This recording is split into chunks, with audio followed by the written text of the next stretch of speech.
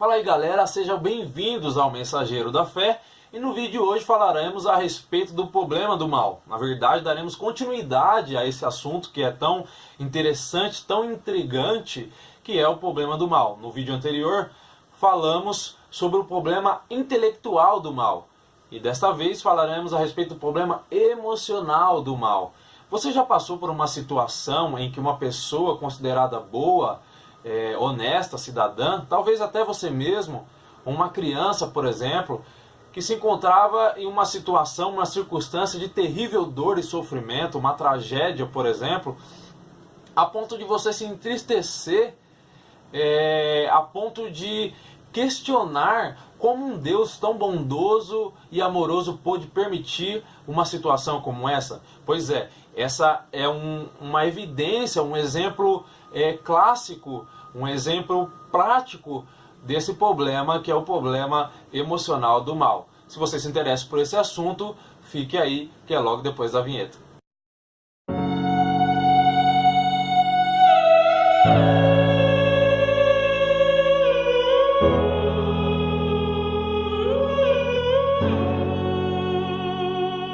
Muito bem, então antes de entrar propriamente nesse assunto sobre o problema emocional do mal, gostaria somente de fazer algumas adições concernente ao problema intelectual do mal, porque nós desenvolvemos argumentos que explicam a coexistência entre Deus e o mal, mas não fizemos citações bíblicas. Então gostaria de aproveitar a oportunidade para fazê-lo, porque ali desenvolvemos somente essas argumentações. Nós colocamos que a fé cristã ela implica em doutrinas que aumentam a probabilidade da coexistência entre Deus e o mal. Assim, essas doutrinas elas diminuem qualquer improbabilidade da existência de Deus que se julgasse a partir da existência do mal. Citamos, por exemplo, que o principal objetivo da vida não é a felicidade, mas sim o conhecimento de Deus. E segundo as Escrituras, veja por exemplo, segundo Pedro 3,18, mas antes crescei na graça e no conhecimento de nosso Senhor e Salvador Jesus Cristo. Ou 1 Timóteo 2,4 vai dizer que o desejo de Deus é que todos sejam salvos e cheguem ao pleno conhecimento da verdade. E um dos motivos pela prática do mal, segundo as Escrituras, é porque a humanidade está em estado de rebelião contra Deus e os seus propósitos.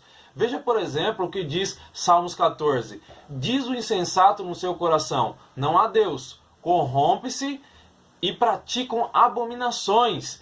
Já não há mais quem faça o bem. Vou repetir o que o salmista disse. Já não há mais quem faça o bem. Consegue perceber que o problema do mal e da prática do mal está mais relacionado ao homem e não a Deus?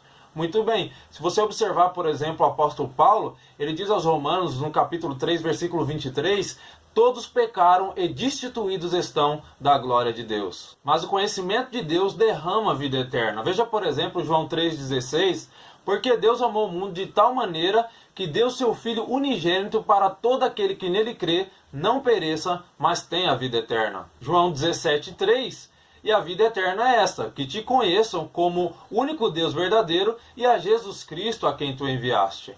Ou João 5,24, quem ouve a minha palavra e crê naquele que a enviou, tem a vida eterna e não entra em juízo, mas já passou da morte para a vida.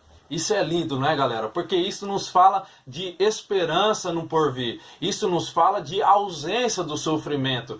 A palavra de Deus diz que naquele dia Ele enxugará de nossos olhos toda lágrima. Aí sim estamos falando da ausência de sofrimento, a ausência de dor e da plenitude da felicidade em Cristo Jesus.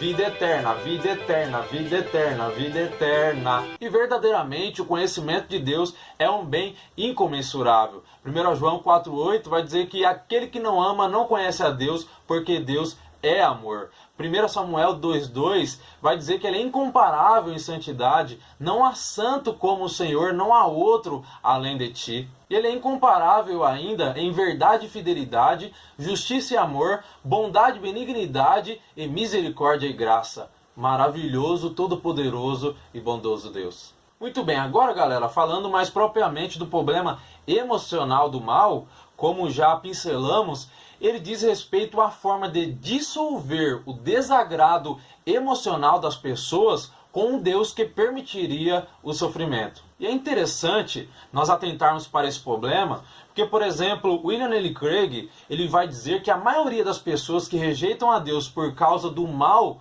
existente no mundo não o fazem por causa de dificuldades intelectuais, mas sim por causa do problema emocional do mal. As pessoas simplesmente não gostam de um Deus que permitiria que elas ou outras sofressem e, portanto, o rejeitam. Craig chama isso de um ateísmo de rejeição. Será que a fé cristã tem algo a dizer para essas pessoas? Certamente sim. As escrituras dizem que Deus não é um criador distante ou um motivo impessoal de ser, mas antes dizem que ele é um pai amoroso que se compadece das nossas fraquezas, das nossas aflições, dos nossos sofrimentos. Por exemplo, Hebreus 4,15 vai dizer que nós não temos um sumo sacerdote que não possa se compadecer das nossas fraquezas, antes temos um que em tudo foi tentado, a nossa semelhança, mas sem pecado. Então veja que Deus, ele não é um Deus que fica ocioso, observando friamente o sofrimento das pessoas, mas ele compartilha verdadeiramente da nossa dor. Lembra quando ele compartilhou de nosso sofrimento, quando viu seu filho sendo entregue de forma cruel e vergonhosa à morte e morte de cruz? E veja que Cristo estava preparado para sofrer em nosso favor. Veja que ele aceitou um sofrimento que nós não podemos formar nenhuma concepção. Então verdadeiramente concluímos que o sofrimento ele não é motivo para abandonar a crença na existência de Deus e de seus propósitos. Então vemos que Cristo ele sofreu um sofrimento que vai além da nossa compreensão, porque ele sofreu o castigo pelos pecados do mundo todo. Muitas das vezes nós sofremos pelos próprios nossos pecados, pelos nossos erros, mas ele sofreu pelos pecados, pelos erros do mundo todo. E embora ele fosse inocente, ele assumiu voluntariamente o castigo que nós merecemos. Por quê? Porque ele realmente nos ama. E a pergunta que fica é que como nós podemos rejeitar um Deus, um Cristo que nos ama tanto assim? Isaías no capítulo 53 vai dizer que verdadeiramente ele tomou sobre si as nossas dores, as nossas enfermidades, e que o castigo que nos traz a paz estava sobre ele, e por suas pisaduras fomos sarados. Quando compreendemos o seu sacrifício e o seu amor por nós, isso coloca o problema do mal numa perspectiva totalmente diferente. Então podemos claramente ver que o problema do mal diz respeito ao problema do nosso mal. Preenchidos pelo pecado e moralmente culpados diante de Deus, a questão verdadeira que enfrentamos não é como Deus pode se justificar a nós, mas como nós podemos ser justificados diante dele. William Lane Craig, ele diz paradoxalmente, mesmo que o problema do mal seja a maior objeção à existência de Deus, no fim do dia, Deus é a única solução para o problema do mal.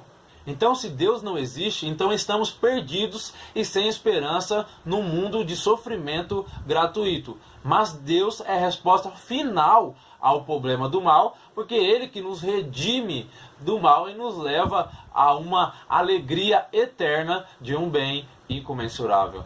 Com isso ficamos por aqui, fechando essa série sobre o problema do mal. Hoje falamos sobre o problema emocional do mal, com embasamento bíblico, e claro que esse assunto não se esgota por aqui. O que eu espero é que essa palavra ache espaço e seja guardada no seu coração. Se você gostou, curta, compartilhe, deixe aí a sua opinião, se inscreva no canal, você que está assistindo pelo YouTube, se inscreva aqui no canal para que você possa receber as próximas atualizações, os próximos vídeos aí. Fazendo assim, você estará contribuindo para a divulgação do Evangelho. Fique na paz, que Deus os abençoe na pessoa de Cristo Jesus, o nosso Senhor.